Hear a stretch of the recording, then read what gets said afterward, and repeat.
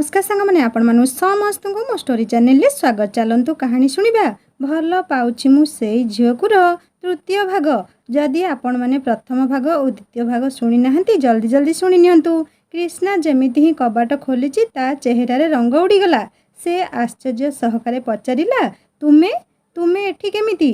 सामनारू प्रत्युत्तर मिलिला, कौन तुमे? कृष्णा टिके आनमना होई कहिला, सॉरी सॉरी तू तू एठी केमिति? से एमिति ही पचारिछि कि नाही? पछरु सुनीता देवी कहले, किसु दुआर मुहरे किए? कृष्णा पछकु फेरी चाहिला। सुनीता देवी तांकरी आड़कु ही आसुछंती। से कौन कहिबो कौन करिबो किछि जानि पारलानी। सुनीता देवी कृष्णा पाखरे आसी बाहर को चाहिए। गोटे 25 कि 26 वर्षर झीटीए, छोट छोट स्टेप करी कटा होइथिबा केस, गोरा रंग, छोट छोट दुईटी आखि, मोटामोटी उपरे कहिबाकु गले बहुत सुंदर झीटीए। सुनीता देवी से झीटीर गोड़रू मुंड जाए तन तन करी देखुथिले। झीटी तांकु एमिति देखुथिबा देखि सुनीता देवी पाद छुई प्रणाम कला। सुनीता देवी आश्चर्य कृष्णा आड़क चाहिए एवं झीटीर मुंडरे आशीर्वादर हाथ थोईदेले। झीटी डिया मारी सारिया परे सुनीता देवी कृष्णा को पचारिले, ये किए कृष्णा? कृष्णा किछि कहबा आगुरु से झीटी कहला, आंटी मु नीता, कृष्णा सह कॉलेज पढ़ुथली। कृष्णा आउ मु दुहे बहुत भल सांग। से तो कॉलेज पढ़िला बेले ही कैंपस प्लेसमेंट रे चाकरी पाईगला। आउ सेठारु कॉलेज शेष पर चली आसिला। तार चाकरी रे एई 25 तारिख रे जॉइनिंग अछि। से मो फोन उठाउ नथुला। आउ किछि दिन तळे मु ताकू फोन कलारु रागी की जीबिनी बोली कही फोन काटिदेला। तो मु भाबिली ता सह देखा करी कथा हुए। नीता बिना ब्रेक रे सबु किछि एक निश्वास रे गपीगला। सुनीता देवी कृष्णा आड़े टिके मुह फेरई चाहिए आउ कहले, हईरे किसु तू एते बड़ कथा मते कि तो बापा को तो कही नथिलु? कृष्णा कहला, नाई माँ मु सेठी चाकरी करबाकू चाहनी। मु तुम मानकू छाड़ी आउ बाहरे रही परिबिनी। मु एई गाँ रे रहिबाकू निष्पत्ति नै सारिछि। सेइथिपाई किछि कही नथिली। नीता कहला, देखिले आंटी से कौन कहूची? एते बड़ सुजोग को हाथ छड़ा करुची। ताकू ही आपण एबे बुझांतु। सुनीता देवी नीतार कथा शुणिले किंतु कृष्णा को किछि कहलेनी। से नीता को कहले, हौ माँ भीतर को आसे, एते बाट आसीचु थकी जाइथिबु, टिके फ्रेश हे जा, खा पी करे, तापरे ए विषय कथा हबा। एतक कही सुनीता देवी हरिया को डाकिले आउ नीतार जिनिसपत्र गेस्ट रूम रे रखिदे आसीबाकू कहले। कृष्णा किछि कहिबाकू जाउ ही थिला कि से दुहे सेठारु घर भीतर को चली जाइथिले। कृष्णा सेमिति ही बाहर छिड़ा होई थाए। सुनीता देवी जाऊ जाऊ बुली पड़ी कहले, अरे किसु भीतर को आसबू ना सेमिति दुआर मुहरे छिड़ा होइथिबु? कृष्णा कहला, माँ मु मीरा पाखकू टिके आसुची। एत कही कृष्णा सेठारु चलीगला। नीता को कृष्णार व्यवहार टिके अजब लागिला। हुए तो किछि कामरे जाइथिबो भाबिकी से सुनीता देवी सह भीतर को चली आसिला। किंतु मीरा ना शुणी से टिके चिंतारे पड़ीगला। किए एई मीरा? सुनीता देवी आवाजे नीता मीरा कथा भूली तांको पछे पछे गेस्ट रूम को चलीगला।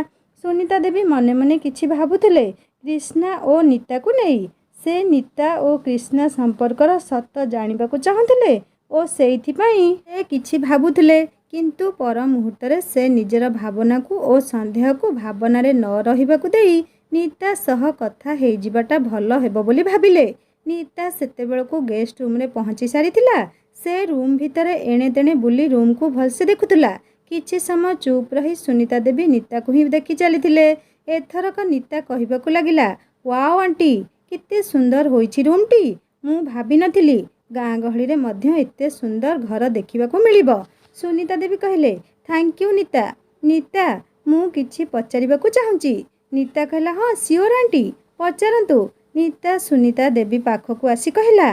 सुनीता कहले, नीता तुमे आउ कृष्णा दुहे गोटे कॉलेज पढ़ुथल।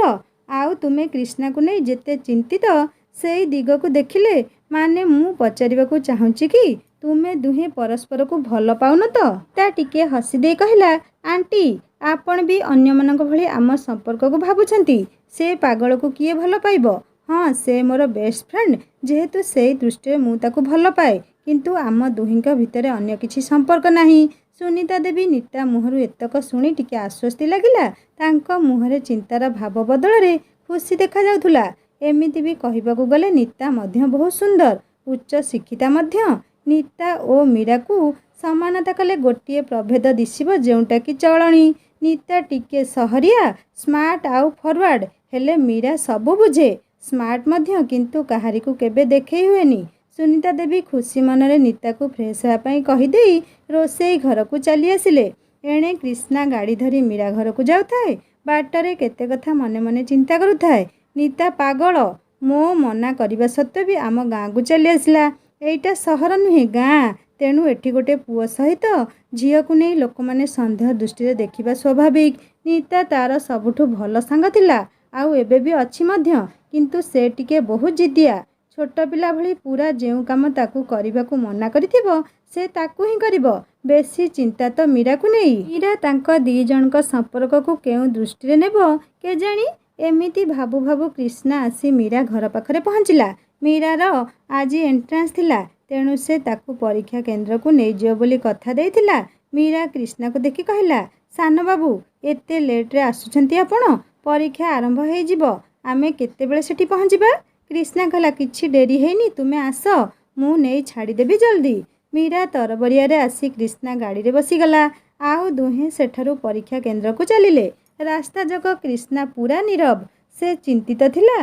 ता मुहर भाव को मीरा पढ़ी पारिथिला हेले किछि कहि नथिला। परीक्षा केंद्र निकटरे गाड़ी आसी रहिला। मीरा निजर एडमिट कार्ड धरी परीक्षा देबाकू चलीगला। मीरा किछि न कही चली जिबारु कृष्णार तंद्रा भांगिला। से निजर भूल बुझी पारिला जे से रास्ता जाक मीरा सह पदे भी कथा हैनी। से सेइठारे ही मीरार फेरिबा बाट को चाहि रहिला। एणे घरे नीता गाधोई पाधोई ड्रॉइंग हॉल को चली आसिला। सुनीता ताकू ड्रॉइंग हॉल देखि जलखिया खाइबा को डाकिले। नीता डाइनिंग को जिबा पूर्वरु तार भेट रामनारायण बाबूंक सह हेगला। नीता तांकू देखि टिके डरीगला कारण कृष्णा ताकू ता बापांक विषय सबू कहिथिला। नीता अति नम्र भावरे पाद छुईला।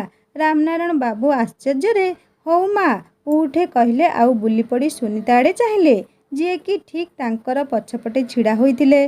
सुनीता देवी तांकू एपरी देखि कहले ये नीता किशोर कॉलेज सांग किछि दिन पई बुलिबाकू आसीछि। रामनारायण बाबू सुनीता देवी कथा सुनी कहले खाली सांग ना अधिक किछि। नीता रामनारायण बाबूंक कथा सुनी संगे संगे उत्तर देला ना अंकल केवल आमे दुहे भल सांग आउ किछि नुहे। नीतार कथा कहवा शैली ही रामनारायण बाबू जानी सारिथिले कि से गोटे उच्च खानदान झियो। तेणु से नीता को ड्रॉइंग हॉल सोफारे बसिबाकू कहले। नीता आसी सोफारे बसीगला। सुनीता देवी सेमानकू कथा हेउथिबार देखि रोसई घर को चलीगले। रामनारायण बाबू आउ नीता बहुत समय धरी कथा हेले। किछि समय परे रामनारायण बाबू खुशी मनरे नीता ठारू विदाय नहीं ऑफिस चलीगले। आउ नीता रोसई घर आड़े से सुनीता देवी निकट को आसी कहला आंटी कृष्णा एजाए आसीनी। सुनीता देवी काम करू करू कहले नहीं बेटा से मीरा को नहीं बाहर को जाइछि। मीरार आज एंट्रांस अच्छी ना सेइथिपाई। नीता पुणी थरे मीरार ना शुणी आश्चर्य हला आउ पचारिला आंटी मीरा किए। सुनीता देवी काम टिके बंद करी रहीगले आउ बुली पड़ी नीता को देखिले आउ कहले तू निजे ही किसु को पचारि बुझी नेबू। नीता देवी टिके हसी दे पुनश्च निज काम लगिगले। नीता तापाई बढ़ा होइतिबा जलखिया खाइला आउ फोन धरी आसी ड्रॉइंग हॉल बसीगला। एते समर यात्रा करी आसीथिबारु से क्लांत हो जाइथिला आउ ड्रॉइंग हॉल सोफारे ही सोईगला। मीरार परीक्षा सरिला। से बाहर को कृष्णार गाड़ी पाखक आसिला। कृष्णा मीरा को देखि कहला तुम परीक्षा केमिति हैला। मीरा गाड़ी रे बसु बसु कहला हाँ भल किंतु आपणकर आज कौन होइछि। कृष्णा कहला नहीं किछि नहीं आज आम घर को चलो मु तुमको जनक सह भेट करैबी। मीरा कहला काहा सह। कृष्णा कहला चल तो घर को। कृष्णा गाड़ी बुलाई घर को फेरिला। विडंबनार कथा यह कि रामनारायण बाबू कृष्णा को नजर रखिबाकू काहाकू कहितिले आउ से लोक जनक मीरा और कृष्णा को एका संगरे देखि रामनारायण बाबू को फोन करी सबू कहि देइथिला। कृष्णा घरे पहुँचिला। मीरा और कृष्णा दुहे गाड़ी ओह्लाइले। दुहे घर भीतर को गले। नीता को सोफा उपरे शोइथिबार देखि कृष्णा ता पाखकू आसिला आउ ताकू उठेइला नीता ए नीता। नीता टिके आखि मकचि ही कहला हाँ कौन हैला कह। कृष्णा पुणी थरे ताकू उठेइबाकू प्रयास कला आउ एथरक से नीता को उठेइबारे सफल भी हैला। किछि दूर छिड़ा होई मीरा ए सब देखुतिला। केजाणी काहेकि ताकू आज प्रथम थर पई मन भितरे कष्ट अनुभूत हेउथुला। ମୀରା ନିତାକୁ ଚିହ୍ନି ନଥିଲା, କିନ୍ତୁ କ୍ରିଷ୍ଣା ନିତାକୁ ଏପରି ଉଠାଉଥିବା ମୀରାକୁ ଜମା ଭଲ ଲାଗିଲାନି। ସେ ବୁଲିପଡ଼ି ସେଠାରୁ ଯିବାକୁ ଭାବିଲା। ସେ ଯେମିତି ହିଁ ବୁଲିକି ଯିବାକୁ ବାହାରିଛି, କିଏ ଜଣେ ତା ହାତକୁ ଟାଣି ଧରିଥିବାର ତାକୁ ଅନୁଭବ ହେଲା। ସେ ବୁଲି ଚାହିଁଲା, ଆଉ କେହି ନୁହେଁ, କ୍ରିଷ୍ଣା ହିଁ ତା ହାତକୁ ଟାଣି ଧରିଥିଲା। ନା ତା ହାତକୁ ଧରି ନିଜ ଆଡ଼କୁ ଟାଣି ଆଣିଲା। ମୀରା କିଛି ବି କହିନଥିଲା। କ୍ରିଷ୍ଣା ମୀରାକୁ କହିଲା, ଆରେ ତୁମେ କୁଆଡ଼େ ଯାଉଛ? ମା ସହ ଦେଖା ନ କରିକି କୁଆଡ଼େ ଯାଉଛ? ମୀରାର ହାତ ଏବେ ବି କ୍ରିଷ୍ଣାର ହାତ ମୁଠାରେ ଥିଲା।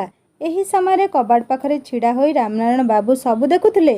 ମୀରା କିଛି କହିବା ଆଗରୁ ତା ନଜର ସାମ୍ନାରେ ଛିଡ଼ା ହୋଇଥିବା ରାମନାରାୟଣ ବାବୁଙ୍କ ଉପରେ ପଡ଼ିଲା। ମୀରା ସାଙ୍ଗେ ସାଙ୍ଗେ କ୍ରିଷ୍ଣା ହାତରୁ ନିଜ ହାତକୁ ଟାଣିକି ଛଡ଼େଇ ଆଣିଲା। ରାମନାରାୟଣ ବାବୁ ସବୁ ଦେଖିଲେ, କିନ୍ତୁ କାହାରିକୁ କିଛି ନ କହି ସେଠାରୁ ଚାଲିଗଲେ। ମୀରା ମନରେ ଭୟ ଦେଖା ଦେଇଥିଲା। ଏଇ କିଛି ଦିନ ତଳେ ଏତେ ସବୁ ପାଲା ତାରି ପାଇଁ ହୋଇଥିଲା। ସେ ଆଉ କୌଣସି ପାଲା ଘରେ ଚାହୁଁନଥିଲା। କ୍ରିଷ୍ଣା କିଛି ବୁଝିପାରୁନଥିଲା। ତା ବାପା ମୀରାକୁ କିଛି ନ କହି ଚାଲିଗଲେ।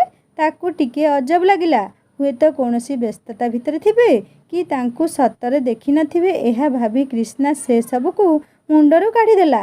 ମୀରା ଏପରି ଭୟଭୀତ ଥିବାର ଦେଖି କ୍ରିଷ୍ଣା କହିଲା, କ'ଣ ହେଲା ମୀରା, କାହିଁ ଚିନ୍ତା କରୁଛ? ସାହସ ବାନ୍ଧିବା ଶିଖ। ଏମିତି ଡରି ଡରି ଚଳିଲେ ହେବନି। ମୀରା କିନ୍ତୁ ନୀରବ ଥିଲା। ସେ କ୍ରିଷ୍ଣା କଥାରେ କିଛି ବି ପ୍ରତ୍ୟୁତ୍ତର ଦେଲା ନାହିଁ। ନିତା କେତେବେଳୁ ଉଠିକି ସୋଫା ଉପରେ ବସି ଏସବୁ ଦେଖୁଥିଲା। ସେ ମୀରା ନିକଟକୁ ଆସିଲା, ଆଉ ତାକୁ କୁଣ୍ଢେଇ ପକାଇ କହିବାକୁ ଲାଗିଲା, ହାୟ ମୀରା, ତୁମକୁ ଦେଖିଲେ କାହିଁକି ଏମିତି ଲାଗୁଛି? ତୁମ ସହ ମୋର ପୂର୍ବରୁ କିଛି ସମ୍ପର୍କ ଅଛି ବୋଧେ? ନିତାର ସ୍ପର୍ଶରେ ମୀରାକୁ ମଧ୍ୟ ସେହିଭଳି ମନେ ହେଉଥିଲା। ମୀରା ଏବେ ଶାନ୍ତ ହୋଇଯାଇଥିଲା। ଦୁହିଁଙ୍କୁ ଏପରି ଅବସ୍ଥାରେ ଛିଡ଼ା ହୋଇଥିବାର ଦେଖି କ୍ରିଷ୍ଣା ଟିକେ ମଜାକ କରିବା ମୁଣ୍ଡକୁ ଆସିଗଲା, ଆଉ କହିଲା, ଆରେ ମୁଁ ଭାସିଗଲି ରେ, ମୋତେ ବି କିଏ ଏମିତି ହକ୍ କରନ୍ତା କି? ଛାଡ଼ ମୋତେ, କେଉଁଠୁ ନୂଆ ସାଙ୍ଗ ଗୋଟେ ଖୋଜିବାକୁ ପଡ଼ିବ। ନିତା ମୀରାଠାରୁ ଟିକେ ଦୂରେଇକି ଆସି ରାଗିକି କ୍ରିଷ୍ଣା ଆଡ଼କୁ ଚାହିଁଲା, ଆଉ କହିଲା, ରହ ରହ ଦଉଛି ତତେ। ଏତକ କହି ପାଖରେ ଥିବା ଏକ ତକିଆକୁ ଧରି କ୍ରିଷ୍ଣାକୁ ମାରିବାକୁ ଗୋଡ଼େଇଗଲା। ତତ୍କ୍ଷଣାତ୍ କ୍ରିଷ୍ଣା ସେଠାରୁ ଦୌଡ଼ିକି ସୋଫା ଚାରିପଟେ ବୁଲି ଆସି ମୀରାର ପଛପଟେ ଛିଡ଼ା ହୋଇଗଲା, ଆଉ କହିଲା, ମୀରା, ମୋତେ ବଞ୍ଚାଅ ଏ ଚଣ୍ଡୀଠାରୁ, ନହେଲେ ମୋତେ ମାରି ପକେଇବ। ମୀରା ମୁହଁରେ ସ୍ମିତ ହାସ୍ୟର ଏକ ଲହରୀ ଖେଳିଗଲା। ସେ ବୁଝି ସାରିଥିଲା ଯେ ନିତା କେବଳ କ୍ରିଷ୍ଣାର ଜଣେ ଭଲ ବନ୍ଧୁ, ଏହା ଛଡ଼ା ଅଧିକ କିଛି ନୁହେଁ। ନିତା ଓ କ୍ରିଷ୍ଣା ଛୋଟ ପିଲା ଭଳି ଜଣେ ଅନ୍ୟ ଜଣକୁ ଚିଡ଼େଇବାକୁ ଲାଗିଲେ। ନିତା କହିଲା, ମାଙ୍କଡ଼, ମୁଁ ତୋର ଭଲ ପାଇଁ ଏଠିକୁ ଆସିଲି, ଆଉ 2 ଦିନ ପରେ ତୋର ଜନ୍ମଦିନ। ତୋତେ ସରପ୍ରାଇଜ୍ ଦେବାକୁ ଆସିଲି, କିନ୍ତୁ ତୁ ମୋତେ ହିଁ ସରପ୍ରାଇଜ୍ କରିଦେଲୁ। କ୍ରିଷ୍ଣା କହିଲା, ଓ, ତୁ ନ ଆସିଥିଲେ ଯେମିତି ମୋ ଜନ୍ମଦିନ ପାଳନ ହୋଇନଥାନ୍ତା ଆଉ। ନିତା କହିଲା, ଯା ବେ, ମୁଁ କାଲି ହିଁ ପଳେଇବି, ତୁ ପାଳେ ତୋ ଜନ୍ମଦିନ। ଏତକ କହି ନିତା ମିଛିମିଛିକା ରୁଷିକି ସୋଫା ଉପରେ ବସିଗଲା। କ୍ରିଷ୍ଣା ନିତାର ପାଖକୁ ଆସିଲା, ଆଉ ତା ପାଖରେ ବସି କହିଲା, କାହିଁ ଏତେ ଡ୍ରାମା କରୁଛୁ କହିଲୁ, ଡ୍ରାମେବାଜ। ଏତକ କହି ତା ଚୁଟିକୁ ଟିକେ ଝିଙ୍କି ଦେଲା। ନିତା ମଧ୍ୟ ଛାଡ଼ିବା ପିଲା ନୁହେଁ। ସେ ସୋଫାରେ ଉଠିକି ବସିପଡ଼ି କ୍ରିଷ୍ଣାର ଚୁଟିକୁ 2 ହାତରେ ଟାଣିକି ଧରିଲା। ଦୁହେଁ ଏମିତି ମରାମରି ହେଉଥିବାର ଦୃଶ୍ୟକୁ ମୀରା ବହୁତ ଉପଭୋଗ କରୁଥିଲା। ଠିକ୍ ଏହି ସମୟରେ ରାମନାରାୟଣ ବାବୁ ତାଙ୍କ ରୁମ୍ରୁ ବାହାରକୁ ଆସୁଥିଲେ। ସେ କ୍ରିଷ୍ଣା ଓ ନିତାକୁ ଏମିତି ଝଗଡ଼ା କରୁଥିବାର ଦେଖିଲେ, ଆଉ ହସିଦେଇ ସେଠାରୁ ଚାଲିଗଲେ। ମୀରା, ନିତା ଓ କ୍ରିଷ୍ଣା ତିନିହେଁ ରାମନାରାୟଣ ବାବୁଙ୍କୁ ଦେଖି ଆଶ୍ଚର୍ଯ୍ୟ ହୋଇଗଲେ। ଖାସ୍ କରି କ୍ରିଷ୍ଣା, କାରଣ ନାରାୟଣ ବାବୁଙ୍କୁ ଜୋରରେ ପାଟି କରୁଥିବାର ଯଦି କିଏ ସାମ୍ନାରେ ପଡ଼ିଯାଏ ତ ତାର ଚାକିରି ଛୁଟି ଭାବିନିଅ। କିନ୍ତୁ ତାଙ୍କୁ ଆଜି ଏମିତି ଶାନ୍ତ ଦେଖି କ୍ରିଷ୍ଣା ବହୁତ ଆଶ୍ଚର୍ଯ୍ୟ ଥିଲା। ସୁନିତା ଦେବୀ ରୋଷେଇ ଘରୁ କାମ ସାରି ବାହାରକୁ ଆସିଲେ। ସର୍ବପ୍ରଥମେ ତାଙ୍କ ନଜର ମୀରା ଉପରକୁ ଗଲା। ସେ ମୀରାକୁ ଦେଖି ବହୁତ ଖୁସି ହୋଇଗଲେ, ଆଉ କହିଲେ, ଆରେ ମୀରା, ତୁ କେତେବେଳେ ଆସିଲୁ?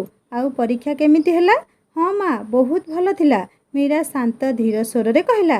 ମୀରାର ମୁହଁରେ ଆଜି ଗୋଟେ ଚମକ ଥିଲା। ସେ ଏତେ ବର୍ଷ ପରେ ଆଜି ଏମିତି ଖୁସିର ଅନୁଭବ କରୁଥିଲା। ତାହା କ୍ରିଷ୍ଣା ପାଇଁ ନୁହେଁ, ତାହା କେବଳ ନିତା ପାଇଁ। ସୁନିତା ଦେବୀ 3 ଜଣଙ୍କୁ ଖାଇବାକୁ ଡାକି ଦେଇ ଚାଲିଗଲେ। ତିନିହେଁ ଏକାଠି ବସି ଖାଉଥାନ୍ତି, ଆଉ ମଝିରେ ମଝିରେ ନିତା ଓ କ୍ରିଷ୍ଣା ଟିକେ ଟିକେ ଝଗଡ଼ା ବି କରୁଥାନ୍ତି। ସୁନିତା ଦେବୀ ପିଲାମାନଙ୍କୁ ଏତେ ଖୁସିରେ ଦେଖି ଆଜି ବହୁତ ଖୁସି ଥିଲେ। ସେ ରୋଷେଇ ଘରୁ ଆସି କ୍ରିଷ୍ଣା ପାଖରେ ଛିଡ଼ା ହେଲେ, ଆଉ କହିଲେ, କିଶୁ, 2 ଦିନ ପରେ ତୋର ଜନ୍ମଦିନ। ତୋର ଏବର୍ଷ ଜନ୍ମଦିନରେ କ'ଣ ଉପହାର ଦରକାର ଆଗୁଆ କହିଦେ। କ୍ରିଷ୍ଣା କହିଲା, ନା ମା, ମୋର ଯାହା ଦରକାର ତାହା ତ ମୋତେ ମିଳିକି ବି ମିଳୁନି। କ୍ରିଷ୍ଣା ମୀରାର ମୁହଁକୁ ଚାହିଁ ଏଇ କଥାଟି କହିଲା। ମୀରାର ନଜର କ୍ରିଷ୍ଣା ଉପରେ ପଡ଼ିବା କ୍ଷଣି ସେ ଲାଜରେ ତଳକୁ ମୁହଁ ପୋତି ଦେଲା। ସେ କ୍ରିଷ୍ଣାର ଇଙ୍ଗିତ ବୁଝିପାରିଥିଲା। ମୀରା ଧୀରେ ଧୀରେ କ୍ରିଷ୍ଣା ପ୍ରତି ତାର ଭଲ ପାଇବା ବଢ଼ିଥିଲା। ହେଲେ ସେ କ୍ରିଷ୍ଣାକୁ ନିଜ ମନର କଥା ଖୋଲି କହିନଥିଲା। ନିତା ସେ ଦୁହିଁଙ୍କ ମୁହଁକୁ ଚାହିଁ ରହିଥିଲା। କେତେବେଳେ ମୀରାକୁ ଚାହୁଁଥିଲା ତ କେତେବେଳେ କ୍ରିଷ୍ଣାକୁ। ତିନିହେଁ ସେଠାରୁ ଖାଇକି ଉଠିଗଲେ। ସୁନିତା ଦେବୀ ସେଠାରୁ ରୋଷେଇ ଘରକୁ ଚାଲି ଆସିଥିଲେ। ମୀରା ଖାଇସାରିବା ପରେ ନିଜ ଘରକୁ ଆସିବାକୁ ବାହାରିଲା। କ୍ରିଷ୍ଣା ମୀରାକୁ ଯେମିତି ହିଁ ତା ଘରକୁ ଛାଡ଼ିବାକୁ ଯିବାକୁ ବାହାରିଛି, ତା ମଧ୍ୟ ତା ସାଙ୍ଗରେ ଯିବାକୁ ବାହାରିଲା। କ୍ରିଷ୍ଣା ତାକୁ ବି ସାଙ୍ଗରେ ନେଇଗଲା। ମୀରା ଗାଡ଼ିରୁ ଓହ୍ଲାଇଲା ଆଉ ଦୁଇ ଜଣଙ୍କ ଠାରୁ ବିଦାୟ ନେଇ ଘରକୁ ଚାଲିଗଲା। କ୍ରିଷ୍ଣା ମୀରାର ଯିବା ବାଟକୁ ଏକ ଲୟରେ ଚାହିଁ ରହିଥିଲା। ସେ ମୀରାକୁ ଚାହୁଁଥିବାର ଦେଖି ନିତା ତା କାନ୍ଧକୁ ଟିକେ ବାଡ଼େଇ କହିଲା, କେବେଠୁ ଚାଲିଛି ଏସବୁ? କ୍ରିଷ୍ଣା କିଛି ନ ବୁଝିବା ଭଳି ଅଭିନୟ କରି କହିଲା, କୋଉ କଥା? କ'ଣ ଚାଲିଛି ମାନେ? ନିତା କହିଲା, ବେଶୀ ଆଉ ରଙ୍ଗ ଦେଖାନି। ମୁଁ ଠିକ୍ ଜାଣିଛି ତୁ ମୀରାକୁ ଭଲ ପାଉଛୁ ନା? ନା କହିଲା, ହଁ ବହୁତ। ନିତା କହିଲା, ତ ପ୍ରପୋଜ କଲୁଣି ନା ନାହିଁ? ତୁ ଯେମିତିକା ପିଲା ତତେ ପୁଣି ଲଭ୍? ତାର ଟିକେ ମଜାକ ଉଡ଼େଇବାକୁ ଯାଇ ନିତା ଏ କଥା କହିଲା। କ୍ରିଷ୍ଣା କହିଲା, ହଁ କରିଥିଲି, କିନ୍ତୁ ସେ ନାହିଁ କରିଦେଲା। ନିତା କହିଲା, କ'ଣ ମୀରା ତୋତେ ନାହିଁ କରିଦେଲା? ତତେ? ଆଶ୍ଚର୍ଯ୍ୟ ଭରା ଚାହାଣୀରେ କ୍ରିଷ୍ଣା ଆଡ଼କୁ ଚାହିଁ ତା ଆଖିରେ ସ୍ପଷ୍ଟ ଜଣାପଡ଼ୁଛି ଯେ ସେ ତୋତେ ଭଲ ପାଏ, ହେଲେ କହିପାରୁନି ବୋଧେ। ମୁଁ କିଛି କଥା ହେବି କି?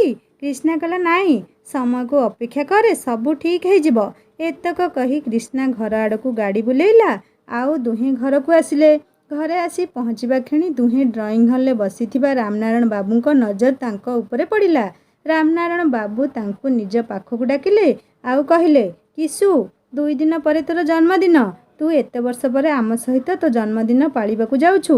ତେଣୁ ମୁଁ ଏହି ଖୁସି ଅବସରକୁ ପାଳିବା ପାଇଁ ଗୋଟେ ପାର୍ଟି ରଖିଛି। ପାର୍ଟିର ନାଁ ଶୁଣି ନିତା ପୁରା ଖୁସି ହୋଇଗଲା ଆଉ କହିଲା, ଥ୍ୟାଙ୍କ ୟୁ ଅଙ୍କଲ, ମୁଁ ତ ଏଇଆ ହିଁ ଚାହୁଁଥିଲି।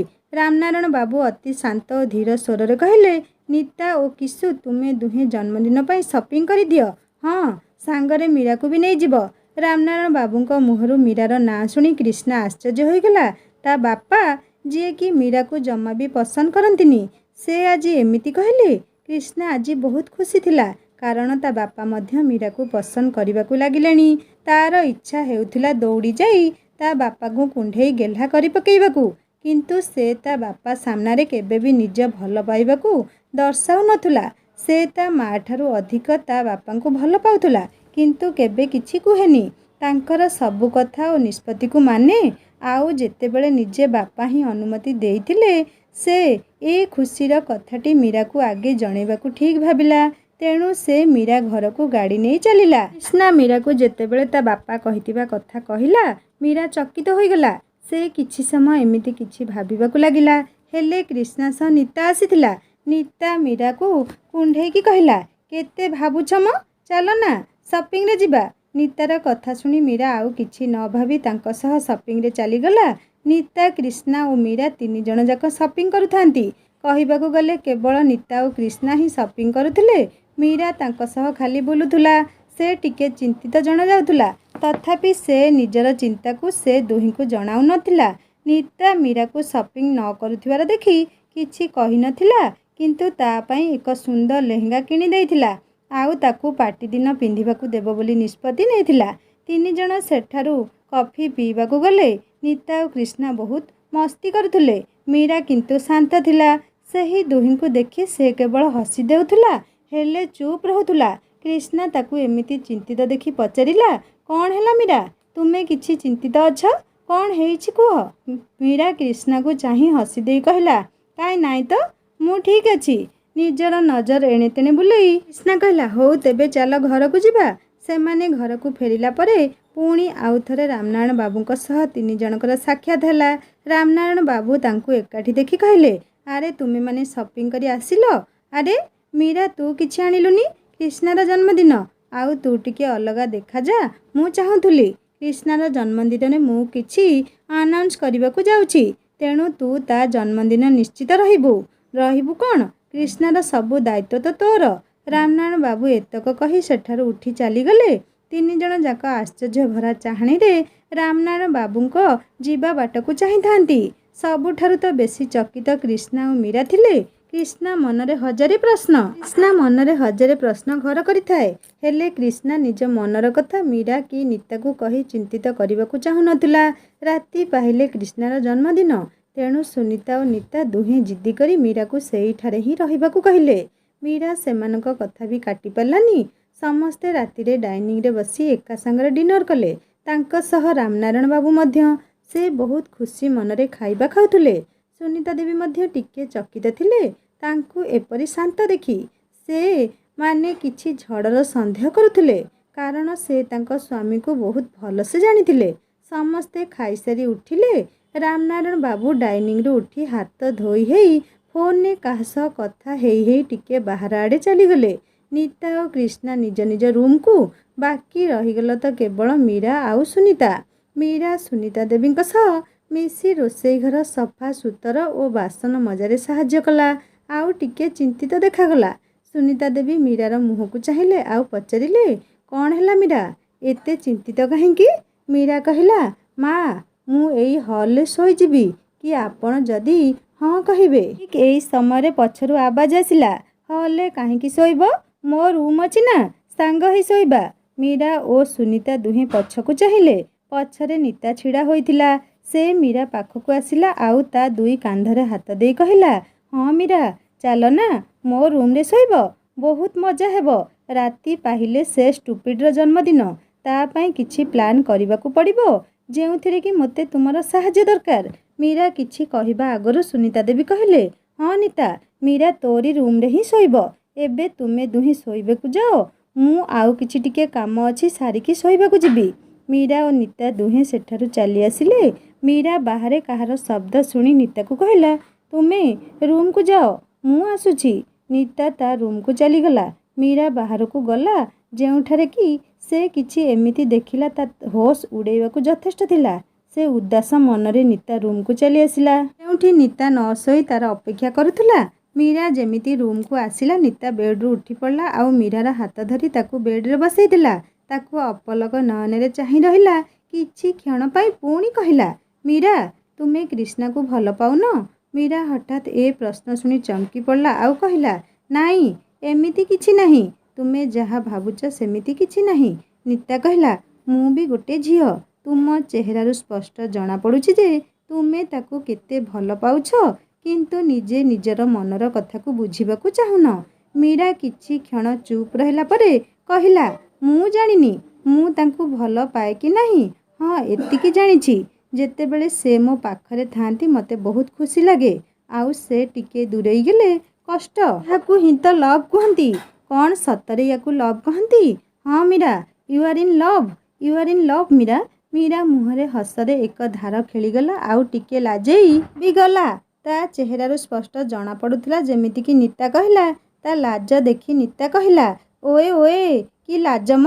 ସତରେ ମୀରା, ମୁଁ ବହୁତ ଖୁସି ତୁମ ଦୁଇ ଜଣଙ୍କ ପାଇଁ। ଏବେ ଫଟାଫଟ କ୍ରିଷ୍ଣାକୁ ନିଜ ହୃଦୟର କଥା କହିଦିଅ, ତାକୁ ଆଉ କଷ୍ଟ ଦିଅନି। ହଁ, ସମୟ ଆସୁ କହିବି। ମୀରା କହିଲା, ଆରେ ସମୟ କ'ଣ ମ, କାଲି କେଡ଼େ ବଡ଼ ଦିନଟିଏ। ତୁମେ ତାକୁ ଭଲ ପାଉଛ ବୋଲି କାଲି ହିଁ କହିଦିଅ। ତା ଜନ୍ମଦିନରେ ଏହାଠାରୁ ଅଧିକ ବଡ଼ ଉପହାର କ'ଣ ବା ହେଇପାରିବ? ନିତା କହିଲା। ମୀରା ସବୁ ଶୁଣିଲା କିନ୍ତୁ କିଛି କହିଲାନି। ନିତାକୁ ଖୁସିରେ ଆଖିରେ ନିଦ ନାହିଁ। କେମିତି କାଲି କ୍ରିଷ୍ଣାକୁ ଏଇ ଖୁସି ଖବରଟି ଜଣେଇବ ସେଇ କଥା ଭାବୁଥାଏ। ଏମିତି ଭାବୁ ଭାବୁ ତାକୁ ନିଦ ହୋଇଗଲା। ମୀରାର ଆଖିକୁ କିନ୍ତୁ ନିଦ ନଥାଏ, କିଛି ଚିନ୍ତା ପାଇଁ ଆଉ କିଛି କ୍ରିଷ୍ଣାର ଜନ୍ମଦିନ ପାଇଁ। ରାତି 12ଟା ବାଜିବାକୁ 5 ମିନିଟ୍ ଥାଏ। ନିତାର ଫୋନ୍ ବାଜି ଉଠିଲା। ସେ ଆଲାରାମ ଶୁଣି ଧଡ଼ମ କରି ଉଠି ବସିଲା। ମୀରା ଏ ଯାଏଁ ଶୋଇନଥିଲା। ନିତାକୁ ଏମିତି ହଠାତ୍ ଉଠି ବସି ପଡ଼ିବାର ସେ ଛାନିଆ ହେଇଗଲା। ମୀରା କହିଲା, କ'ଣ ହେଲା ନିତା? ନିତା କହିଲା, ଆରେ କ୍ରିଷ୍ଣାକୁ ଅଭିନନ୍ଦନ ଦେବାନି କି? ମୁଁ ତା ପାଇଁ କିଛି ସରପ୍ରାଇଜ୍ ପ୍ଲାନ୍ କରିଛି। ନିତା ବେଡ୍ରୁ ଉଠିଲା ଆଉ ମୀରାର ହାତକୁ ଧରିକି ବି ଡାକିଲା। ଦୁହେଁ ରୁମ୍ରୁ ବାହାରିଲେ ଆଉ କ୍ରିଷ୍ଣା ରୁମ୍ ଆଡ଼କୁ ଚାଲିଲେ। ନିତା କ୍ରିଷ୍ଣା ରୁମ୍ର କବାଟ ଖୋଲିଲା। ମୀରାକୁ ଟିକେ ଅଜବ ଲାଗୁଥିଲା। ସେ ମନେ ମନେ କିଛି ଅଘଟଣ ନ ହେଉ ବୋଲି ଚାହୁଁଥିଲା। ନିତା ଓ ମୀରା ଦୁହେଁ କ୍ରିଷ୍ଣାର ରୁମ୍ ଭିତରକୁ ଆସିଲେ। ନିତା ରୁମ୍ର ଲାଇଟ୍ ଜଳେଇଲା ଆଉ ମୀରାକୁ ସେଠାରେ ଛିଡ଼ା କରେଇ ଦେଇ କିଛି ନ କହି ସେଠାରୁ ଚାଲିଗଲା। ମୀରା ଏଥରକ କିନ୍ତୁ ବହୁତ ଡରିଗଲା। ଏ ନିତା କ'ଣ କରିବାକୁ ଯାଉଛି ମନେ ମନେ ଭାବୁଥିଲା। ନିତା ବାହାରକୁ ଆସି କ୍ରିଷ୍ଣାକୁ ଫୋନ୍ କଲା। ଥରେ ଫୋନ୍ ବାଜିଛି କି କଟିଗଲା। ନିତା ପୁଣି ଥରେ ଫୋନ୍ କଲା ଆଉ ଏଥର କ୍ରିଷ୍ଣା ନିଦ ବାଉଳାରେ ହିଁ ଫୋନ୍ ଉଠାଇଲା ଆଉ ହାଲୋ କହିଲା। ନିତା ତାକୁ କହିଲା, କି କ୍ରିଷ୍ଣା, ମୁଁ ନିତା, ତୁ ଶୀଘ୍ର ଉଠେ, ମୀରାକୁ ତୋ ବାପା ଘରୁ ବାହାର କରିଦେଇଛନ୍ତି। କ୍ରିଷ୍ଣା ଯେମିତି ହିଁ ଏ କଥା ଶୁଣିଛି ତା ନିଦ ସାଙ୍ଗେ ସାଙ୍ଗେ ଭାଙ୍ଗିଗଲା। ସେ ଫଟାଫଟ ବେଡ଼୍ରେ ଉଠିକି ବସିଗଲା। ତା ମୁହଁ ଦେଖିବାର ଯୋଗ୍ୟ ଥିଲା। ସେ ଯେମିତି ହିଁ ଉଠିଲା ତାର ନଜର ସାମ୍ନାରେ ଛିଡ଼ା ହୋଇଥିବା ମୀରା ଉପରକୁ ଗଲା। ମୀରା କିଛି ବି ବୁଝିପାରୁ ନଥିଲା। କ୍ରିଷ୍ଣା ମୀରାକୁ ତା ଆଖି ଆଗରେ ଦେଖି ଯେମିତି ହିଁ ଜୀବନ ଫେରି ପାଇଲା। ସେ ସାଙ୍ଗେ ସାଙ୍ଗେ ବେଡ଼୍ରୁ ଉଠି ମୀରାକୁ କୁଣ୍ଢେଇ ପକାଇଲା। ମୀରା କିଛି ବି ବୁଝିପାରୁ ନଥିଲା କ୍ରିଷ୍ଣା ଏପରି କାହିଁକି ହେଲା। ସେ ଭାବି ବି ପାରୁନଥିଲା। କ୍ରିଷ୍ଣା ମୀରାକୁ କହିଲା, ମୀରା ତୁମେ ଠିକ୍ ଅଛ ତ? ମୀରା କିଛି କହିବାକୁ ଯାଉଥିଲା କି ନିତା ରୁମ୍ର ଭିତରକୁ ପଶୁ ପଶୁ କହିଲା, happy birthday to you, happy birthday to you Krishna, happy birthday to you. Krishna ମୀରାକୁ ନିଜ ବାହୁ ବନ୍ଧନରୁ ମୁକ୍ତ କରୁ କରୁ କହିଲା, ନିତା କି ବच्ची, ତୁ ତ ମୋ ସହ ମଜା କରୁଥିଲୁ, ରହ ଦଉଛି ତତେ। ନିତା ହାତରେ ଏକ ବଡ଼ କେକ୍ ଥିଲା। ସେ ଟିକେ ପଛକୁ ଘୁଞ୍ଚି ଯାଇ କହିଲା, ରହ ରହ, ତୁ ମୋତେ ମାରିବୁ ତ ଏ ପୁରା କେକ୍ଟା ତୋ ମୁହଁରେ ମାରିଦେବି। ଭଲ ଯୁଗ ହେଲା, କାହା ପାଇଁ ଏତେ କିଛି କର, ଆଉ ଥ୍ୟାଙ୍କ୍ସ ବଦଳରେ ମାଡ଼ ଖାଅ। କ୍ରିଷ୍ଣା ରହିଗଲା ଆଉ କହିଲା, କ'ଣ ଭଲ କଲୁ ତୁ? ମୁଁ ଟିକେ ଶୁଣେ। ଏମିତି ରାତି ଅଧରେ ଜଣକୁ ମିଛ କହି ନିଦରୁ ଉଠେଇକି ନିତା କ୍ରିଷ୍ଣାର କାନରେ ଆସି କହିଲା, ଆରେ ଆଜି ତୋର ଜନ୍ମଦିନ। ମୀରାଠାରୁ ଆଉ କିଛି ସୁନ୍ଦର ଉପହାର ମୋ ପାଖରେ ତୋତେ ଦେବାକୁ ନାହିଁ। ତୁ କ'ଣ ତାକୁ ଏଠାରେ ଦେଖି ଖୁସି ନୁହଁ? କ୍ରିଷ୍ଣା ଟିକେ ନରମି ଯାଇ ହସିଦେଲା ଆଉ କହିଲା, ବହୁତ ଖୁସି, ଥ୍ୟାଙ୍କ୍ସ ନିତା। ମୀରା ଏବେ ବି ଅବାକ୍ ହେଇକି ସେ ଦୁହିଁଙ୍କୁ ଦେଖି ଚାଲିଥିଲା। ସେ ବହୁତ ସରଳ ଥିଲା। ନିତା ମୀରାର ପାଖକୁ ଆସିଲା ଆଉ ତାକୁ ନିଜ କାନ୍ଧରେ ଟିକେ ଧକ୍କା ମାରି କହିଲା, ଆରେ ମୀରା, କ୍ରିଷ୍ଣାକୁ ଜନ୍ମଦିନର ଶୁଭେଚ୍ଛା ଜଣେଇବନି କି? ମୀରା କ୍ରିଷ୍ଣା ଆଡ଼କୁ ଚାହିଁଲା ଆଉ କହିଲା, ଜନ୍ମଦିନର ଅନେକ ଅନେକ ଶୁଭେଚ୍ଛା ସାନବାବୁ। ସବୁବେଳେ ଏମିତି ଖୁସିରେ ରୁହ, ମୁଁ ଭଗବାନଙ୍କ ନିକଟରେ ପ୍ରାର୍ଥନା କରୁଛି। କ୍ରିଷ୍ଣା ସତରେ ବହୁତ ଖୁସି ଥିଲା। ଜନ୍ମଦିନର ଶୁଭାରମ୍ଭ ମୀରାର ମୁହଁ ଦେଖି ହୋଇଥିଲା, ଯାହାକୁ ସେ ଏତେ ଭଲ ପାଏ। ତାର ଅଧିକା ଆଉ କ'ଣ ଦରକାର? ତଥାପି ସେ ମୀରାକୁ କହିଲା, ମୋ ଜନ୍ମଦିନର ଉପହାର କାହିଁ? ମୀରା ନିତାକୁ ଚାହିଁଲା ଆଉ ହସିଦେଲା। ଆଉ ଥରେ କ୍ରିଷ୍ଣାର ମୁହଁକୁ ଚାହିଁଲା ଆଉ କହିଲା, ଆଜି ରାତିରେ ନିଶ୍ଚୟ ତୁମକୁ ତୁମ ଜନ୍ମଦିନର ଉପହାର ମିଳିଯିବ। ମୀରା ମନରେ କ୍ରିଷ୍ଣାକୁ ନିଜ ମନର କଥା କହିବାକୁ ନିଷ୍ପତ୍ତି ନେଇ ସାରିଥିଲା। କ୍ରିଷ୍ଣା ମୁହଁରେ ମୀରାର କଥା ଶୁଣି ହସ ଖେଳିଗଲା। ତାପରେ ନିତା କ୍ରିଷ୍ଣା ପାଇଁ ଆଣିଥିବା କେକ୍ଟି ଦେଲା। କ୍ରିଷ୍ଣା କେକ୍ କାଟିଲା ଆଉ ପ୍ରଥମେ ମୀରାକୁ ଖୁଆଇଲା। ମୀରା ମଧ୍ୟ ବହୁତ ଖୁସି ଥିଲା। ତାକୁ କେହି କେବେ ଏତେ ଭଲ ପାଇବା ଦେଇନଥିଲେ। ଏସବୁ ସମ୍ଭବ କେବଳ ନିତା ପାଇଁ ହୋଇପାରିଥିଲା। ତେଣୁ ସେ ତାକୁ ମନେ ମନେ ହୃଦୟରୁ ଧନ୍ୟବାଦ ଜଣାଉଥିଲା। ତିନିହେଁ କେକ୍ କଟା ପରେ ଶୋଇବାକୁ ଚାଲିଗଲେ। ତହିଁ ଆରଦିନ ସକାଳୁ ଘରେ ବହୁତ ଘୋ ଘା ଥିଲା। କ୍ରିଷ୍ଣାର ଜନ୍ମଦିନ ପାଇଁ ସଜାସଜି ହେଉଥିଲା। ମୀରା ସକାଳୁ ଉଠି ସୁନିତା ଦେବୀ ସହ ରୋଷେଇ ଘର କାମରେ ତାଙ୍କୁ ସାହାଯ୍ୟ କରୁଥିଲା। ରାମନାରାୟଣ ବାବୁ ଡେକୋରେସନ୍ କାମ ବୁଲି ବୁଲି ଦେଖୁଥିଲେ। କ୍ରିଷ୍ଣା ମଧ୍ୟ କିଛି ସାଙ୍ଗସାଥୀଙ୍କୁ ଆଣିବା ପାଇଁ ବାହାରକୁ ଚାଲିଗଲା। ନିତା ଅନ୍ୟ କିଛି କାମରେ ବ୍ୟସ୍ତ ଥିଲା। ଏହିପରି ଭାବରେ ବ୍ୟସ୍ତତା ଭିତରେ ଦିନଟି ପାହିଗଲା। ସକାଳ ଯାଇ ସନ୍ଧ୍ୟା ହେଲା। ନିତା କ୍ରିଷ୍ଣା ଦୁହେଁ ସନ୍ଧ୍ୟାବେଳେ ହେବାକୁ ଥିବା ପାର୍ଟି ପାଇଁ ପ୍ରସ୍ତୁତ ହେବାକୁ ଚାଲିଗଲେ। ମୀରା ମଧ୍ୟ ନିତା ସହ ଥିଲା। ମୀରା ସନ୍ଧ୍ୟାର ପାର୍ଟିରେ କ'ଣ ପିନ୍ଧିବ କିଛି ଭାବିପାରୁ ନଥିଲା। ସେ ବେଡ଼୍ରେ ଚୁପଚାପ ହୋଇ ବସିକି ଭାବୁଥିଲା କି ନିତା ତା ପାଖକୁ ଆସିଲା। ସିଏ ନିଜ ହାତରେ ପଛପଟେ କିଛି ଦେଇକି ଧରିଥିଲା। ମୀରାକୁ ପଚାରିଲା, କ'ଣ ଭାବୁଛ ମୀରା? ମୀରା କହିଲା, ନାହିଁ କିଛି ନୁହେଁ, ପାର୍ଟିରେ କ'ଣ ପିନ୍ଧିବି ସେୟା ହିଁ ଭାବୁଥିଲି। ନିତା ଏକ ସୁନ୍ଦର ଡ୍ରେସ୍ଟି ମୀରା ଆଡ଼କୁ ବଢ଼େଇ ଦେଇ କହିଲା, ଏଇଟା ପିନ୍ଧିବ। ମୀରା ଡ୍ରେସ୍ଟିକୁ ଚାହିଁଲା। ବହୁତ ସୁନ୍ଦର ଲେହେଙ୍ଗାଟା ଥିଲା। ନିତା ଯାହାକୁ ସପିଂ ସମୟରେ ମୀରା ପାଇଁ କିଣିଥିଲା। ମୀରା ଡ୍ରେସ୍କୁ ଦେଖି କହିଲା, ନାଇଁ, ମୁଁ ଏଇଟା ପିନ୍ଧିପାରିବିନି। ବହୁତ ସୁନ୍ଦର ହେଇଛି, ଏଇଟା ତୁମକୁ ଭଲ ମାନିବ, ତୁମେ ହିଁ ପିନ୍ଧ। ନିତା କହିଲା, ଆରେ ମୀରା, ଏଇଟା ମୁଁ ତୁମ ପାଇଁ ହିଁ କିଣିଛି। ସେଦିନ ସପିଂ କଲାବେଳେ ତୁମେ ଅନ୍ୟମନସ୍କ ଥିଲ, ନିଜ ପାଇଁ କିଛି ବି କିଣିନଥିଲ। ତେଣୁ ମୁଁ ଏଇଟା କିଣି ନେଇ ଆସିଥିଲି। ପ୍ଲିଜ୍ ମୀରା, ପିନ୍ଧ ନା, ଏଇଟା ବହୁତ ସୁନ୍ଦର ଦିଶିବ ତୁମ ଉପରେ। Please Meera, please. ମିତା ନିତାର ଅନୁରୋଧକୁ କାଟିପାରିଲା ନାହିଁ ଆଉ ଡ୍ରେସ୍ଟିକୁ ପିନ୍ଧିଲା। ସତ କହିବାକୁ ଗଲେ ମୀରା ସେହି ଡ୍ରେସ୍ରେ ପୁରା ସ୍ୱର୍ଗର ଅପ୍ସରୀ ଭଳି ଦିଶୁଥିଲା। ନିତା ମୀରାର କେଶକୁ ସୁନ୍ଦର ଭାବରେ ସଜେଇକି ବାନ୍ଧିଦେଲା ଆଉ ନିଜେ ମଧ୍ୟ ପ୍ରସ୍ତୁତ ହୋଇଗଲା। ପାର୍ଟି ଆରମ୍ଭ ହୋଇସାରିଥିଲା। ଏକ ବଡ଼ ଧରଣର ଷ୍ଟେଜ୍ ତିଆରି ହୋଇଥିଲା। ଏକ ବଡ଼ 3 ଥାକବାଲା ସୁନ୍ଦର କେକ୍ଟି ଷ୍ଟେଜ୍ ପାଖରେ ଥୁଆ ହୋଇଥିଲା। ଗେଷ୍ଟ ଧୀରେ ଧୀରେ ଆସିବା ଆରମ୍ଭ କରିଦେଇଥିଲେ। କ୍ରିଷ୍ଣା ଗେଷ୍ଟଙ୍କ ମଝିରେ ଏଣେତେଣେ ବୁଲି ସମସ୍ତଙ୍କ ସହ ମିଶୁଥିଲା।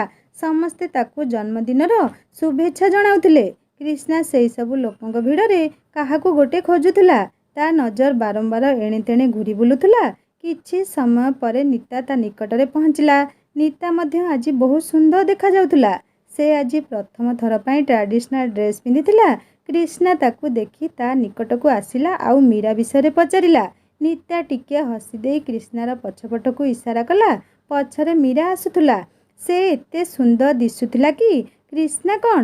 ପାର୍ଟିକୁ ଆସିଥିବା ସମସ୍ତଙ୍କ ନଜର ଆପକୁ ଆପେ ତାରି ଆଡ଼କୁ ଚାଲିଗଲା। ଆଉ ସମସ୍ତଙ୍କ ଓଠରେ ଗୋଟିଏ କଥା, ୱାଓ କି ସୁନ୍ଦର ଏ ଝିଅଟି। କ୍ରିଷ୍ଣାର ଓଠରୁ ମଧ୍ୟ ଭିନ୍ନ ଏକ କଥା ବାହାରି ଆସିଲା। ମୁଁ ସ୍ୱପ୍ନ ଦେଖୁନି ତ? ସ୍ୱର୍ଗର ଅପ୍ସରୀ ମର୍ତ୍ତ୍ୟପୁରୀରେ ବିରାଜମାନ। ଏତକ ଶୁଣି ମୀରା ଟିକିଏ ଲାଜେଇଗଲା। ତାକୁ ଏମିତି ଲାଜେଇ ଯିବାର ଦେଖି କ୍ରିଷ୍ଣା ତା ପାଖକୁ ଆସିଲା। ତା ସମ୍ମୁଖକୁ ଯାଇ ତା ମୁହଁକୁ ଉପରକୁ ଉଠାଇଲା। ତା ଆଖିରୁ ଟିକିଏ କଜଳ ନେଇ ତା କାନ ପଛପାଖେ ଲଗେଇଦେଲା। ଆଉ କହିଲା, ଏବେ ଠିକ୍ ଅଛି। ଏ ସୁନ୍ଦର ମୁହଁକୁ ଆଉ କାହାର ନଜର ଲାଗିବନି। ମୀରାର ହୃଦୟ ଜୋର ଜୋରରେ ଧକ୍ ଧକ୍ କରୁଥିଲା। ମୀରା ନିଜ ମନର ଭାବକୁ ଆୟତ୍ତ କରିପାରୁନଥିଲା। ତେଣୁ ସେ କ୍ରିଷ୍ଣାକୁ ନିଜ ମନର କଥା କହିବାକୁ ଭାବିଲା। କ୍ରିଷ୍ଣା ଗୋଟେ ଛୋଟ ପିଲା ଭଳି ମୀରାକୁ ପଚାରିଲା, ମୋ ଜନ୍ମଦିନର ଉପହାର କାହିଁ? କହିଥିଲ ରାତିରେ ଦେବ ବୋଲି। ମୀରା କ୍ରିଷ୍ଣାକୁ ଯେମିତି ହିଁ କିଛି କହିବାକୁ ବାହାରିଛି, ମାଇକ୍ର ଶବ୍ଦରେ ମୀରା ଓ କ୍ରିଷ୍ଣା ସେ ଦିଗକୁ ଚାହିଁବାକୁ ଲାଗିଲେ। ରାମନାରାୟଣ ବାବୁ ମାଇକ୍ ଧରି କିଛି କହିବାକୁ ଯାଉଥିଲେ।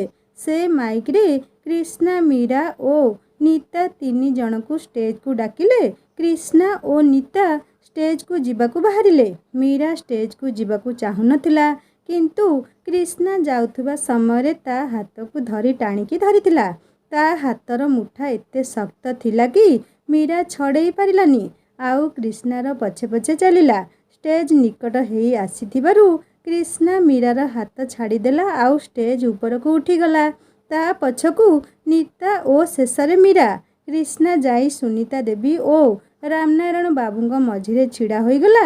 ନିତା ରାମନାରାୟଣ ବାବୁଙ୍କ କଢ଼ରେ ଆଉ ମୀରା ସୁନିତା ଦେବୀଙ୍କ କଢ଼ରେ। ରାମନାରାୟଣ ବାବୁ ଏବେ ମାଇକ୍ରେ କହିବାକୁ ଲାଗିଲେ, ଆଜି ମୁଁ ବହୁତ ଖୁସି। ଆଜି ଏତେ ବର୍ଷ ପରେ ମୋ ପୁଅ ମୋ ସାଙ୍ଗରେ ଅଛି। ଆଜିର ଜନ୍ମଦିନରେ ମୁଁ ତାକୁ କହିବାକୁ ଚାହୁଁଛି କି ମୁଁ ତାକୁ ବହୁତ ଭଲ ପାଏ ଆଉ ତାର ମଙ୍ଗଳ ହିଁ ସବୁବେଳେ ଚିନ୍ତା କରେ। ତେଣୁ ତାକୁ ଆଜି ମୁଁ ଏକ ମୂଲ୍ୟବାନ ଉପହାର ଦେବାକୁ ଯାଉଛି। ପ୍ରଥମେ କେକ୍ କାଟିବାକୁ ରାମନାରାୟଣ ବାବୁ କ୍ରିଷ୍ଣାକୁ କହିଲେ।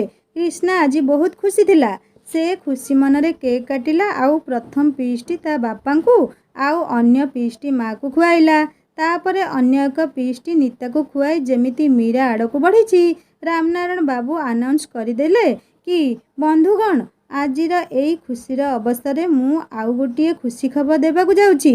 ମୁଁ ନିତା ଓ କ୍ରିଷ୍ଣାର ବାହାଘର ଠିକ୍ କରିଦେଇଛି। ଯେମିତି ହିଁ କ୍ରିଷ୍ଣା ଏଇ ଦୁଇ ପଦ କଥା ଶୁଣିଛି, ତା ପାଦଟି ଆଗକୁ ଆଉ ବଢ଼ିଲାନି।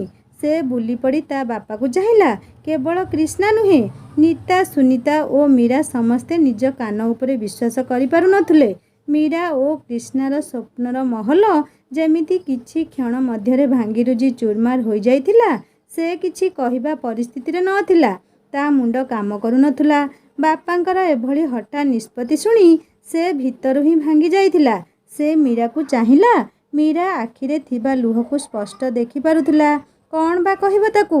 ସେ ସାହସ କରି ରାମନାରାୟଣ ବାବୁଙ୍କ ପାଖକୁ ଆସିଲା ଆଉ ଯେମିତି କିଛି କହିବାକୁ ଚାହିଁଲା, ରାମନାରାୟଣ ବାବୁ ତାକୁ ଚାହିଁଲେ ଓ ଅନ୍ୟ ଏକ ଆନାଉନ୍ସ କଲେ, ଯାହାକୁ ଶୁଣି କ୍ରିଷ୍ଣା ଓ ମୀରାର ହୋସ ଉଡ଼ିଗଲା।